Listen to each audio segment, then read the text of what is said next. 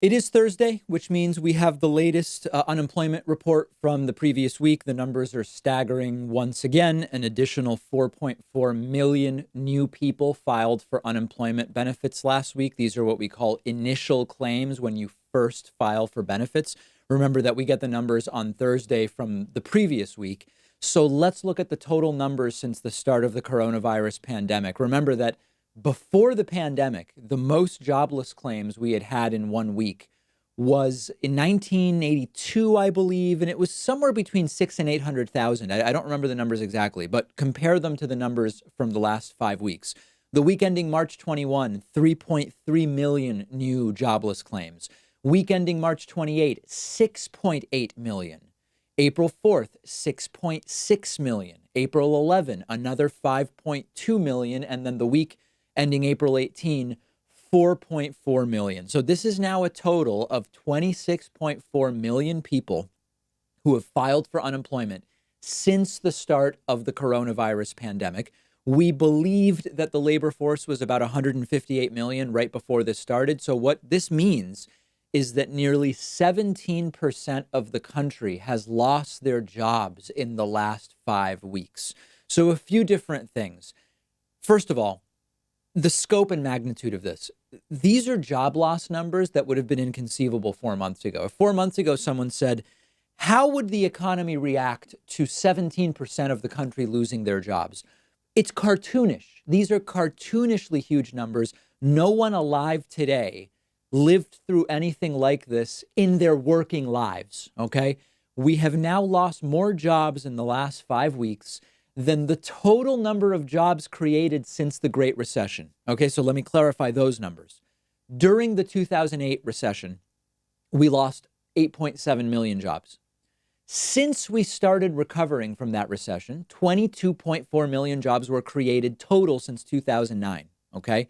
We now have lost more than 26 million in the last 5 weeks. The entire jobs recovery from the recession, including the jobs created under Barack Obama and the roughly 6 million that were created under Donald Trump up until this started, all of those jobs are gone. So that's number one, the magnitude of it. Number two, every one of us that has a job should be very grateful because the situation is truly horrifying. That's just an interjection.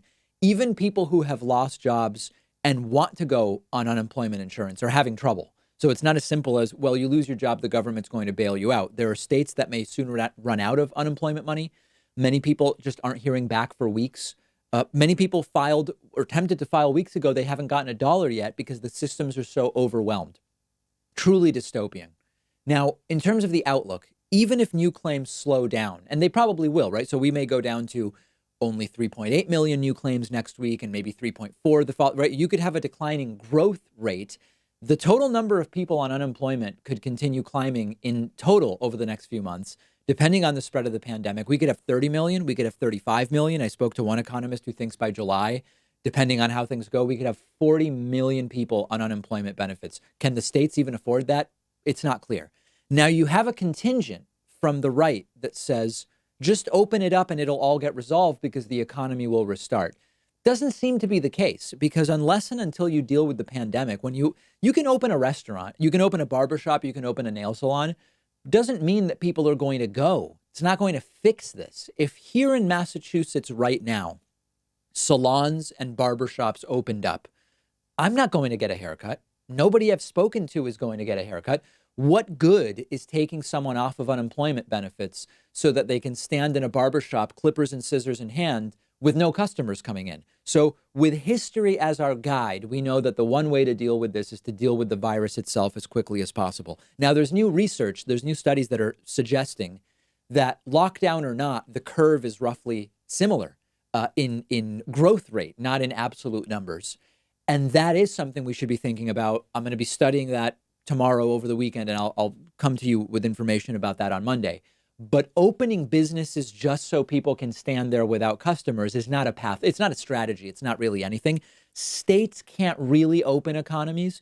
People can open economies. And despite the AstroTurf protests, which we'll talk about later today, most people right now aren't willing to go and pretend everything is normal, even if a bunch of businesses start opening up. Very important to understand that.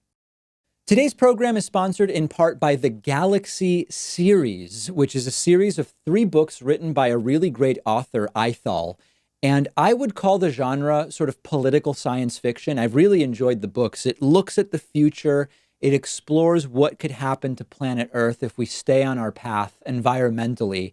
It deals with space travel. It takes a sort of deep dive into political psychology. And it's a really intriguing, sort of dystopian look at the future.